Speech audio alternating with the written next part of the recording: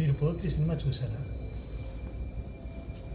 అందులో ఒక డైలాగ్ ఉంది, ఎవడు కొడితే దిమ్మ తిరిగి మైండ్ బ్లాక్ అవుతుందో వాడే పండుగాడు. అంతకన్నా ఒక చక్కని డైలాగ్ ఉంది, ఎవరు బోధిస్తే దేశకాల జాత్యాదులకు అతీతమై మంగళప్రదమే శాశ్వతమే శాసనమే ఉత్తమ స్థితికి తీసుకుని వెళ్తుందో అతడే శ్రీకృష్ణ పరమాత్మ. అలాగనే సన్ ఆఫ్ సత్యమూర్తిలో ఒక డైలాగ్ ఉంది, పట్టుకోవడం గొప్ప విడిచిపెట్టడం గొప్ప, గెలవడం గొప్ప ఓడిపోవడం గొప్ప. రావణాసుడు సీతను పట్టుకున్నాడు, రాముడి చేతిలో చనిపోయాడు. సీతను విడిచిపెట్టుంటే రావణాసుడు బ్రతుకుండేవాడేమో. కౌరవులు జోదంలో ఓడిపోయారు, జోదంలో గెలిచారు. అదే కురుక్షేత్రంలో ఓడిపోయారు.